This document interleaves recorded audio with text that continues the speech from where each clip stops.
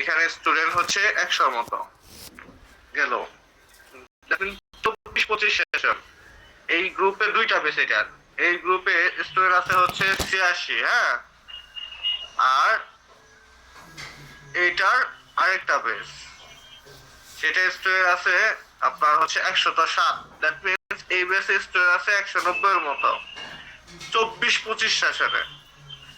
এরপর আপনার হচ্ছে 22-23, মানে হচ্ছে যেটা আপনার এই আপনাদের মানে বর্তমান সেকেন্ড ইয়ার যেটা, এখানে 185, বুঝতে পারছেন?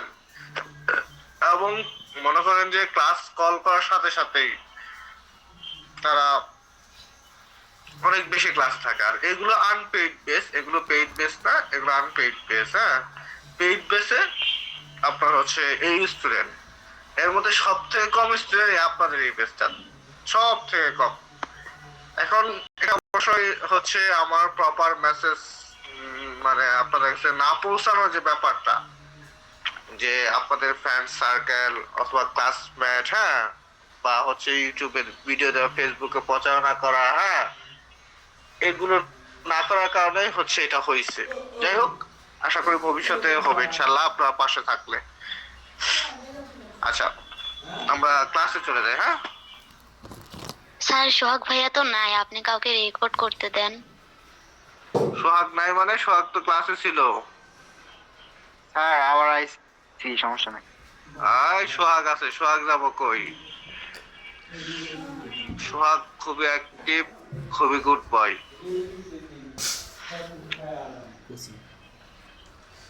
এখানে যারা ক্লাস করেন সবাই গুড বয়, সবাই গুড গার্ল। হ্যাঁ, কেউ খারাপ না, সবাই ভালো। কারণ হচ্ছে সত্যি কথা বলতে ক্যাম্পাসে ক্লাস শুরু হয়েছে না, এর আগে আপনারা পড়াশোনার প্রতি যে সিরিয়াসনেসটা দেখাইতেছেন, এটা শুধু সবাই দেখায় না। যারা প্রপার পড়াশোনার চিন্তা ভাবনা আছে, যারা শুধুই প্রপার পড়াশোনা করতে চায়, তাদের মধ্যে এই ইন্টেনশনটা আছে।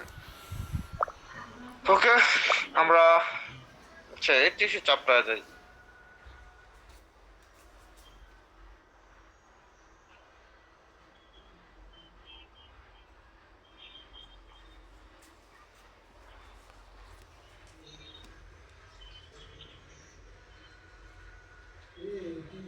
पानी ना है, मोटर का पानी ना है।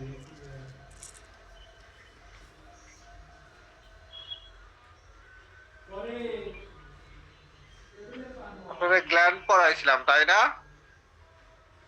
আচ্ছা, জি স্যার।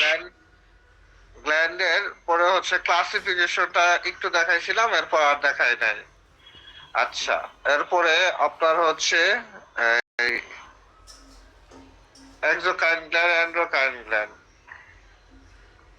আচ্ছা, এইখানে খুব বেশি গুরুত্বপূর্ণ না, এখানে সবচেয়ে গুরুত্বপূর্ণ পয়েন্ট হচ্ছে এই যে এটা, ডেফিনেশন অফ ডাক্টলেস গ্ল্যান্ড বা এন্ডোকাইন গ্ল্যান্ড, অর্থাৎ যেই গ্ল্যান্ড গুলোর ডাক্ট নাই। ডাক্ট মানে হচ্ছে নালিকা, নালিকা নাই, হ্যাঁ, কিন্তু ওই গ্ল্যান্ড গুলো থেকে যে আপনার হরমোনটা সিক্রেশন হয়, ওই হরমোনটা আপনার হচ্ছে ব্লাড স্ট্রিম, রক্তের যে নালিকাটা আছে, এই রক্তের সাথে মিশা চলাফেরা করে, রক্তের সাথে মিশা তার নির্দিষ্ট টার্গেট সেলে যায়। দ্যাট রিজন এটাকে বলা হয় ব্লাড স্ট্রিম। যার কারণে এটাকে বলা হয় ব্লাড স্ট্রিম অ্যান্ড ডাক্টলেস গ্ল্যান্ড, মানে কোনো ডাক নাই। কথা বুঝতে পারছেন? জি স্যার। তাহলে ডাক্টলেস গ্ল্যান্ড বা হচ্ছে এই ডাক্টফুল গ্ল্যান্ড, বুঝতে পারছেন? ডাক্টলেস গ্ল্যান্ড কোনগুলোকে বলে? যে গ্ল্যান্ড গুলো ডাক্ট নাই, যে গ্ল্যান্ড গুলো সিক্রেশন হয় কি ব্লাড স্ট্রিম বা লিম্ফ স্ট্রিমের মাধ্যমে, বুঝতে পারছেন? সে তাদেরকে ডাক্টলেস গ্ল্যান্ড বলা হয়। দেখি এখানে ডেফিনেশন দেখেন, এন্ড্রোকাইন, ডাক্টলেস গ্ল্যান্ডের আরেকটা নাম হচ্ছে এন্ড্রোকাইন গ্ল্যান্ড। ডাক্টলেস গ্ল্যান্ডের আরেকটা নাম কি? এন্ড্রোকাইন গ্ল্যান্ড। এন্ড্রো মানে ভিতরে, তার মানে যেগুলো নালী ছাড়া চলে ওগুলো ভিতর দিয়ে চলে, এই জন্য ওগুলো ডাক্টলেস গ্ল্যান্ড। যেগুলো নালীর ভিতর দিয়ে চলে ওগুলো হচ্ছে বাহির দিয়ে চলে, এই জন্য ওগুলোকে বলা হয় এক্সোকাইন গ্ল্যান্ড। এক্সোকাইন গ্ল্যান্ড মানে যেগুলো আপনার হচ্ছে নালিকার মাধ্যমে চলবে, ওগুলোকে এক্সোকাইন। আর যেগুলো নালিকা ছাড়া ব্লাড স্ট্রিম দিয়ে চলবে, ওগুলোকে এক্সোকাইন বা ব্লাড স্ট্রিম বলা হয়। সরি ডাকলেস বলা হয়। তাহলে ductless gland and endocrine gland একই কথা, বুঝতে পারছেন? কোনো অসুবিধা আছে? না স্যার।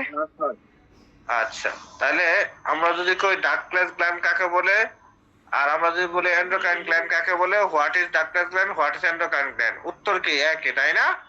দেখেন, definition of ductless gland, and endocrine gland is ductless gland. Endocrine gland duct, lack, duct মানে ল্যাক মানে কি অভাব নাই, ডাক নাই, and related with their secretion directly into the blood stream or lymph, so they are often called ductless gland। কথা বুঝতে পারছেন? এরপরে এখানে একটা এক্সাম্পল দিছে, for example the medulla of the adrenal gland secrete epinephrine and norepinephrine into the blood stream। অর্থাৎ epinephrine and হচ্ছে নরইপিনেফ্রিন, হ্যাঁ, এগুলো হচ্ছে আপনার হরমোনের নাম, যেগুলো আপনার হচ্ছে কিডনি আছে না, কিডনির উপরে যে গ্ল্যান্ড থাকে ওর নাম হচ্ছে অ্যাড্রিনাল গ্ল্যান্ড। এই অ্যাড্রিনাল গ্ল্যান্ড থেকে সিক্রেশন হয় ব্লাড স্ট্রিমের মাধ্যমে। এটার জন্য যাওয়ার জন্য ওই অ্যাড্রিনাল গ্ল্যান্ড থেকে, হ্যাঁ, আপনার যে হরমোনটা সিক্রেশন হচ্ছে, হরমোনটা সিক্রেশন হওয়ার জন্য কোনো আলাদা নালিকা নাই, ওইটা রক্তের যে এটা আছে, নালিকাটা আছে, রক্তের সাথে মিশা চলাচল করে, এই জন্য এদেরকে বলা হয় আপনার হচ্ছে ডাকলেস বা এন্ডোক্রাইন গ্ল্যান্ড। কথা বুঝতে পারছেন?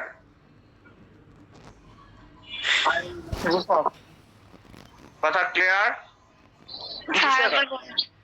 আচ্ছা, আরেকবার বলেন, এটা হচ্ছে খুব সুন্দর কথা। কথা number 1, exocrine and endocrine. Exocrine gland মানে যে গ্ল্যান্ড গুলো থেকে একটা হরমোন সিক্রেশন হয়ে, হ্যাঁ, নালিকার মাধ্যমে তার টার্গেট সেলে যায় কাজ করব, ওরা হচ্ছে এক্সোক্রাইন গ্ল্যান্ড। আর এন্ডোক্রাইন গ্ল্যান্ড যেই গ্ল্যান্ড গুলো আপনার হচ্ছে এই সিক্রেশন হয়ে ব্লাড স্ট্রিমের মাধ্যমে যাবে, মানে রক্ত যেই রাস্তা দিয়ে ওই রাস্তা দিয়ে যাবে, কোনো ডাক্টের মাধ্যমে যাবে না, কোনো নালিকার মাধ্যমে যাবে না, ওদেরকে বলা হয় endocrine gland.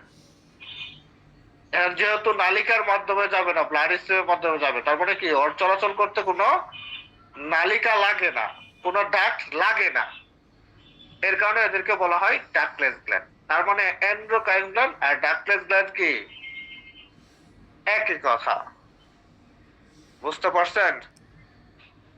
G sir. Endocrine gland and হচ্ছে ডাকলেস গ্ল্যান্ড একই কথা। আচ্ছা, এইবার ক্লিয়ার? জি স্যার, ক্লিয়ার। ওকে, জি স্যার।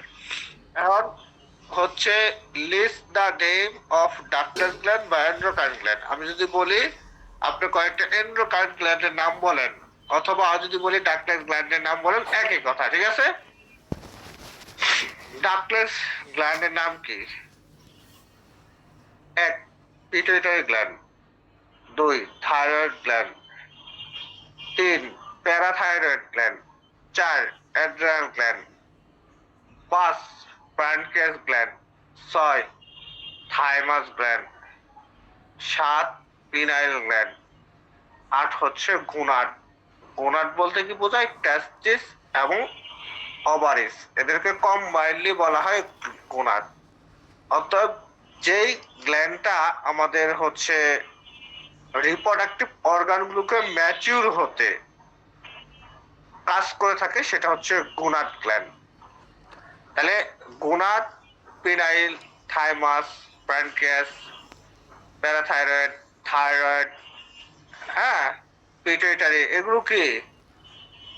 এগুলো হচ্ছে ডাকলেস গ্ল্যান্ড। কথা বুঝতে পারছেন? জি স্যার। তাহলে আমরা এই ডাকলেস গ্ল্যান্ডের ডেফিনেশন এবং হচ্ছে ডাকলেস গ্ল্যান্ডের নাম মুখস্থ করতে পারবো? ইনশাআল্লাহ স্যার পারবো। আচ্ছা, আপনাদের জোরদার কম পায় মানে কি কম বুঝেন? এরকম কম বুঝেন বলেন, যে কম বুঝেন আমি আবার বুঝাবো, আলাপটা আমি আবার করি। ডাকলেস জ্ঞান আর এন্ডোক্রাইন জ্ঞান আলাদা, গ্ল্যান্ড আলাদা। কারা স্যার কইতেছে? আবার একটু বলেন, স্যার আবার বলেন। আর ফেজলে গেছে, আরেকবার ক্লিয়ার করেন। একটু সোহাগের মাথাটা এবার ফাটামু। আমি আলাপটা সহজভাবে করি। এক্সোক্রাইন গ্ল্যান্ড আর হচ্ছে এন্ডোক্রাইন গ্ল্যান্ড, দুই ধরনের গ্ল্যান্ড আছে। আর ওইটাছে মনে করেন যে এক্সোক্রাইন গ্ল্যান্ডের অন্য কোনো নাম নাই, কিন্তু এন্ডোক্রাইন গ্ল্যান্ডের অন্য একটা নাম আছে, ওর নাম হচ্ছে ডাকলেস গ্ল্যান্ড। অর্থাৎ এন্ডোক্রাইন গ্ল্যান্ড ডাকলেস গ্ল্যান্ড একই কথা, ঠিক আছে? জি স্যার। নাম হচ্ছে হ্যাঁ জরি না, আর সবাই না ওই জরি, এই জরি, এদিকে আয়, এদিকে আয়। হ্যাঁ, একই কথা। এই জরি বা জরি না একই কথা। এখন এদেরকে ডাকলেস গ্ল্যান্ড কেন বলা হয় এন্ডোক্রাইন গ্ল্যান্ডকে? কারণ হচ্ছে এই গ্ল্যান্ড থেকে যখন হরমোন সিক্রেশন হয়, এটা অন্য কোনো নালিকার মাধ্যমে যায় না, এটা রক্ত যে দিক দিয়ে যা ওই দিক দিয়েই যা, ওটাকে বলা হয় ব্লাড স্ট্রিম। তার মানে কোনো নালিকা লাগে না, এই জন্য মানে নালিকা মানে কি কোনো ডাক্ট লাগে না, এই জন্য ওদেরকে ডাকলেস গ্ল্যান্ড বলা হয়। কথা বুঝতে পারছেন? জি স্যার। তাহলে স্যার পিটুইটারি গ্রন্থি থেকে যে হরমোন নিঃসৃত হয় ওগুলো ওরও কোনো নালীতে যায় না, আমাদের ব্লাডে মিশে যায়। Yes, exactly. ওগুলো কোনো নালীর মাধ্যমে যায়, এগুলো ব্লাডের সাথে মিশা যায়। কথা বুঝতে পারছেন? জি স্যার, এবার বুঝছি। তাইলে ডাকলেস গ্ল্যান্ডগুলোর নাম কি কি বা এন্ডোক্রাইন গ্ল্যান্ডগুলোর নাম কি কি? Pituitary, thyroid, parathyroid, adrenaline, pancreas, thymus, penile, gonad.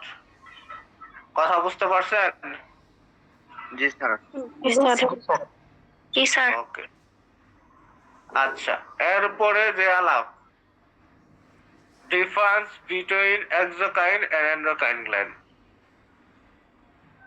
Exocrine and endocrine গ্ল্যান্ডের পার্থক্য শিখবো এবার আমরা। এক নম্বর পার্থক্য আমরা জানি যে এক্সোক্রাইন গ্ল্যান্ড ডাক্টের মাধ্যমে সিক্রেশন হয়, আর এন্ডোক্রাইন গ্ল্যান্ড কি ডাইরেক্ট ব্লাড স্ট্রিমের মাধ্যমে বা ব্লাডের সাথে সিক্রেশন হয়।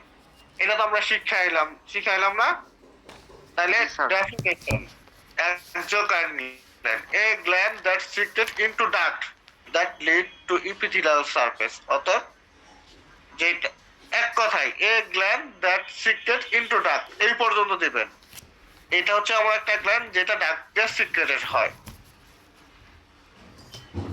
দুই number, a gland that secretes into duct, ঠিক আছে? ওকে, এক্সোক্রাইন গ্ল্যান্ডে ডাক্ট কি উপস্থিত, এই জন্য প্রেজেন্ট, বাট এন্ডোক্রাইন গ্ল্যান্ডে কি ডাক্ট থাকে না, এই জন্য অ্যাবসেন্ট। এরপরে name of secretion, exocrine gland থেকে কি কি সিক্রেশন হয় দেখেন। এক্সোক্রাইন গ্ল্যান্ড থেকে mucus, sweet, oil, ear wax, saliva এগুলো সিক্রেট হয়। ইয়ার ওয়াক্স কেউ বলতে পারবেন এটা কি? এই কানের মধ্যে আপনার হচ্ছে দেখেন না, কান থেকে ময়লা বাই করে, এটাই হচ্ছে ইয়ার ওয়াক্স। অয়েল তেল, সুইট মানে কি ঘাম, মিউকাস মানে কি যে আমাদের যে এইটা আছে মিউকাসটা, আর স্যালাইভা মানে কি যে মুখের যে লালাটা, তাই না? এই জিনিসগুলো এক্সোক্রাইন গ্ল্যান্ডের থেকে সিক্রেশন হয়, বাট এন্ডোক্রাইন গ্ল্যান্ড থেকে কি hormone secretion, thyroid hormone, parathyroid hormone, হ্যাঁ, তারপরে হচ্ছে হিউম্যান গনাডোট্রপিন হরমোন, হ্যাঁ, oestrogen hormone, progesterone hormone, testosterone hormone, হ্যাঁ, তারপরে হচ্ছে অ্যাড্রিনালিন হরমোন, এরকম হরমোন আছে না? এই হরমোন গুলো সিক্রেশন হয় কই থেকে? এন্ডোক্রাইন গ্ল্যান্ড থেকে। তাহলে এন্ডোক্রাইন গ্ল্যান্ড সিক্রেট হরমোন, আর exocrine gland secret saliva, sweat, oil, ear wax. কথা বুঝতে পারছেন? জি স্যার। জি স্যার। আচ্ছা, রেসপন্সিবল টাইম, এক্সোক্রাইন গ্ল্যান্ডের রেসপন্সিবল টাইম কম, এই জন্য শর্টার। আর এন্ডোক্রাইন গ্ল্যান্ডের রেসপন্সিভ মানে অনেক মানে সময় বেশি রেসপন্স করে, এই জন্য লঙ্গার। তারপর ইফেক্ট অফ দ্য সিক্রেশন, হ্যাঁ, সিক্রেশন হওয়ার ফলে কি হয়? এক্সোক্রাইন মানে আমরা পড়ছিলাম কি বাহিরে, তাই না? এক্সো মানে বাহিরে পড়ছি না? তাহলে এই এক্সট্রাসেলুলার সিক্রেশন, ইফেক্টটা কি এক্সট্রাসেলুলার, সাসেস ডাইজেশন অফ ফুড, অতএব আপনার হচ্ছে খাবারটা কি ডাইজেস্ট হওয়া। এই এক্সোক্রাইন গ্ল্যান্ডের সিক্রেশনের ফলে কি হয়, যেরকম মনে করেন যে এই হচ্ছে বিভিন্ন ধরনের এনজাইম সিক্রেশন হয়, তারপর স্যালাইভা সিক্রেশন হয়, এর কারণেই তো খাবারটা হচ্ছে কি হয় ডাইজেস্ট হতে পারে, তাই না? তার মানে কি এক্সোক্রাইন গ্ল্যান্ডের ফলে এক্সট্রাসেলুলার হচ্ছে সিক্রেশন ইফেক্ট পড়লো, যেরকম উদাহরণ ডাইজেশন অফ ফুড। আর এন্ডোক্রাইনের কি ভিতরে ইন্ট্রাসেলুলার, ইন্ট্রাসেলুলার, কথা বুঝতে পারছেন? জি স্যার। জি স্যার। সংজ্ঞা দুটো কি মুখস্থ করতে হবে? একদম পার্ট টু পার্ট, কানা পাস পাই মিস দেওয়া যাবে না, ধৈরা ধৈরা মুখস্থ করতে হবে, বুঝতে পারছেন? আচ্ছা, তাইলে আমরা definition of ductless gland, example of ductless gland, difference between exocrine and endocrine gland, এই তিনটা প্রশ্ন মুখস্থ ঠুটস্থ করে ফেলবো ইনশাআল্লাহ। পারবো না? স্যার কোনটা কোনটা আপনি বলেন। ডেফিনেশন অফ ডাকলেস গ্ল্যান্ড বা এন্ডোক্রাইন গ্ল্যান্ড, তারপরে list the name of ductless gland, এরপর difference between exocrine and endocrine gland. পারবেন? জি স্যার। আচ্ছা, এরপর আমরা চলে যাব কানেকটিভ টিস্যু, যেটাকে আপনার বাংলায় বলা হয় কি বলেন তো? যোজক কলা। যোজক কলার নাম শুনছেন না? জি স্যার। আচ্ছা, একটু অপেক্ষা করেন, আপনাদের হচ্ছে এই সিনিয়রদের ক্লাস দিচ্ছিলাম 8টায়, ক্লাসটা 8:30টায় দিই, একটু অপেক্ষা করেন।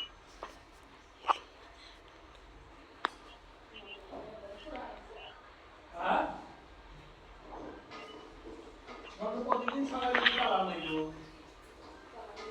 হ্যাঁ, সকালে লোড থাকে না।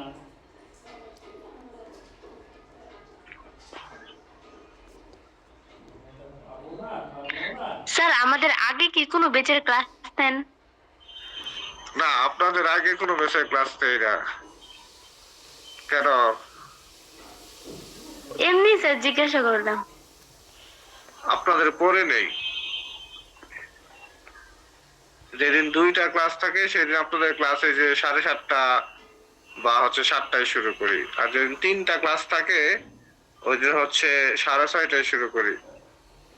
3টা ক্লাস শেষ হয়ে যাবে, কারণ আপনাদের এই যে সিনিয়র বেসের ক্লাস শেষ, তো ওদের সাজেশন দিয়ে দিছি, তো ওইটা ক্লাস মোটামুটি শেষ।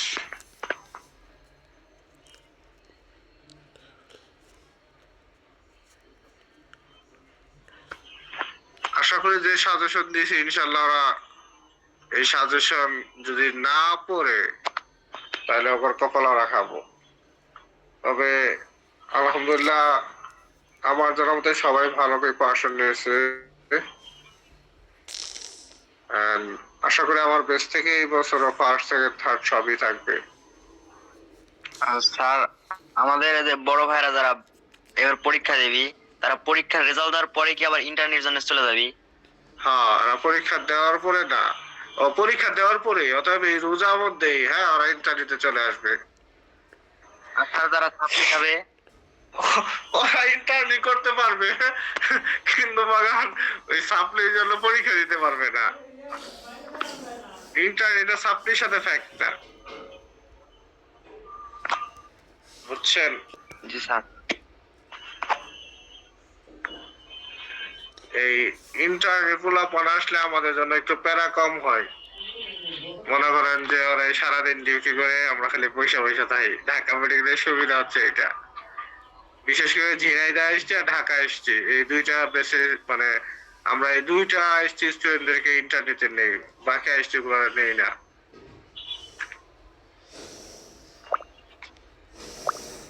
স্যার চিটাগং আইএসটি গুলা চিটাগং এসটি গুলো চিটাগং মেডিকেলে করে। আর হচ্ছে আপনার রংপুর এসটি ওরা গতবার আসতে চাইছিল, কিন্তু আমরা স্টুডেন্ট সাফিসিয়েন্ট থাকায় 30-35 জন থাকায় নেই নাই, আর একটা ডিপার্টমেন্টে তো এত স্টুডেন্ট নেওয়া পসিবল না। স্যার অন্য স্টুডেন্ট কেন নেন না? অন্য এসটি স্টুডেন্টের কারণ হচ্ছে ওদের যে বিভাগীয় পর্যায়ে মেডিকেল কলেজ আছে, যেরকম ধরেন হচ্ছে এই রাজশাহী, এগুলা রাজশাহী মেডিকেলে করে। হ্যাঁ, তারপর স্যার যদি একজন চায় যে ঢাকা মানে চিটাগং আইএসটিতে পড়ে বা রাজশাহীতে পড়ে ঢাকা আইএসটিতে ঢাকা মেডিকেলে ইন্টার্নি করতে পারবে না?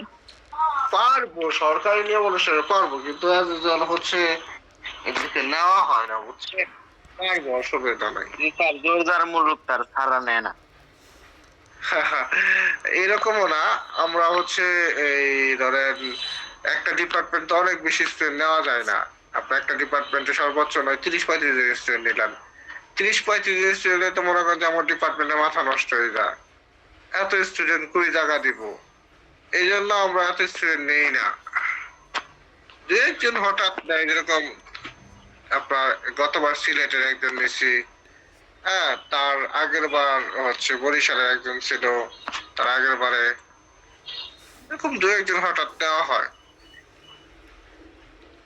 স্যার অন্য স্টুডেন্টের নেন না, এটা কিন্তু স্যার বৈষম্য। এটা বৈষম্য, এটার জন্য আবার কি করতে হবে? আমাদের আন্দোলন করতে হবে নাকি স্যার? আন্দোলন করতে হবে। মামলা করতে না হবে। না, আমাদের মামলা করতে বিভাগীয় হবে। পর্যায়ে যে মেডিকেল কলেজ আছে তার জন্য আর আন্দোলন করতে হবে না, যার যার বিভাগীয় পর্যায়ে মেডিকেল কলেজে ইন্টার্নি করে।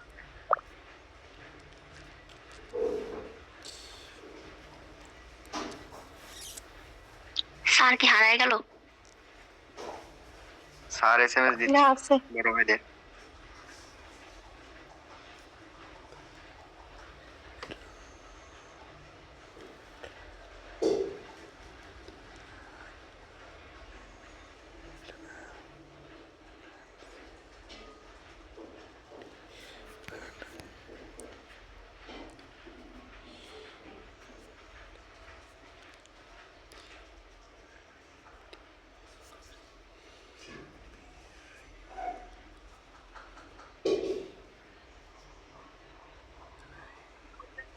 আর কি লিভ নিয়েছে?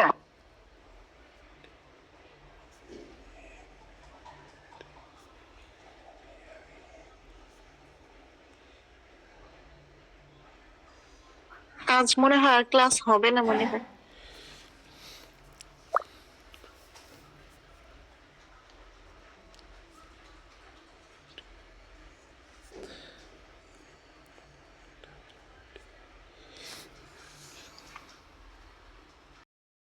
আচ্ছা স্যার কি পরীক্ষা নিছে?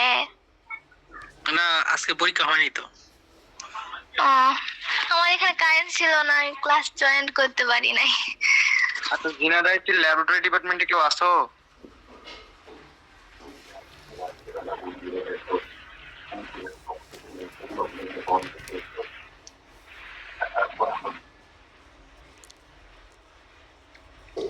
স্যার কই গেল? চিটাগং আইএসটি কেউ আছে?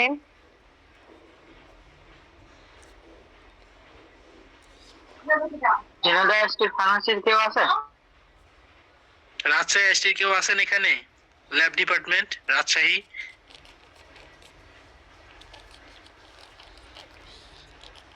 মেবি নাই।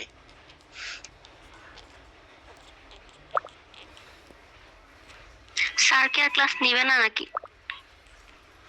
ঢাকায় ডিমটিভি কেউ আসছে? চিটাগং আইএসটি আমি আছি। ঢাকা আমি আছি ল্যাবে।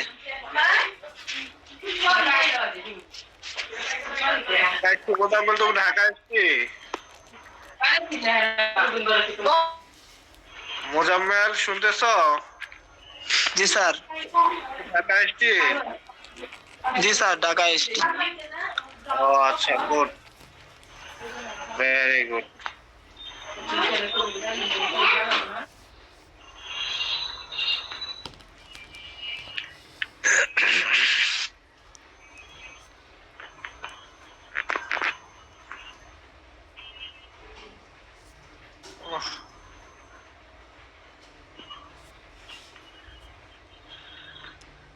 তাহলে আমরা আলোচনা করতেছিলাম কানেকটিভ টিস্যু নিয়ে, তাই না?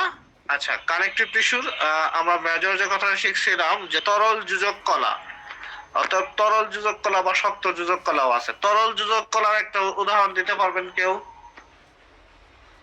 আপনারা তো বাংলায় পড়ে আসছেন, কেউ দিতে পারবেন? ব্লাড। হ্যাঁ, ব্লাড। গুড, এটা কে বললেন? লসিকা।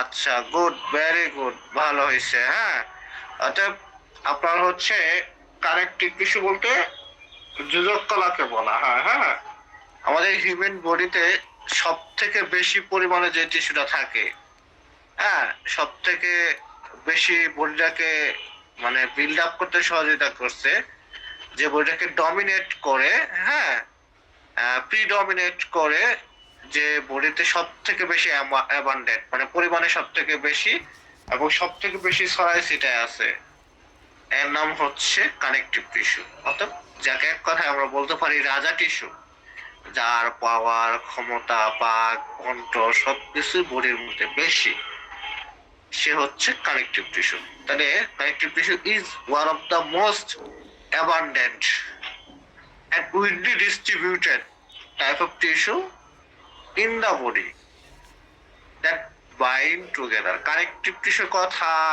আসলে আমরা কার কথা মনে করব? সেটা হচ্ছে হাড় এবং রক্তের কথা মনে করব। তাহলে হাড় আর রক্তের কথা যদি মনে করি, হাড়ের কাজ হচ্ছে বডিকে প্রোটেক্ট করা, সাপোর্ট করা, হ্যাঁ, তারপরে কার্টিলেজ আছে, হ্যাঁ, লিগামেন্ট আছে, এটা একটাই আরেকটার সাথে লাগানো এবং ব্লাডকে ট্রান্সপোর্ট করে, তাই না? ব্লাডকে ট্রান্সপোর্ট করে। তাহলে connective tissue is one of the most abundant and widely distributed type of tissue in the body that bind together, support, protect, insulate, separate or transport different type of tissue and organ of the body. কথাটা কি বুঝতে পারছেন? সহজ না? আচ্ছা, আমরা কার definition শিখবো। Connective tissue.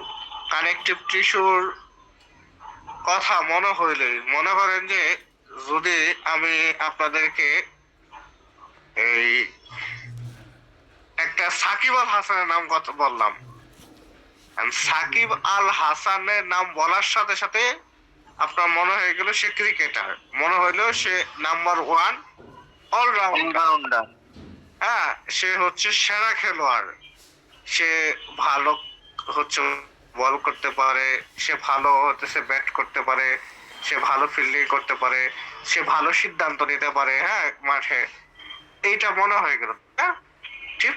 Connective টিস্যুর কথা মনে হইলেই মনে করবেন যে বডির মধ্যে সব থেকে রাজা টিস্যু হচ্ছে কানেকটিভ টিস্যু, যে বডির মধ্যে সব থেকে বেশি পরিমাণে আছে, মোস্ট অ্যাবান্ডেন্ট, এবং বডির মধ্যে সব থেকে বেশি পরিমাণ ছড়ায় ছিটায় আছে, মানে মোস্টলি উইডেড।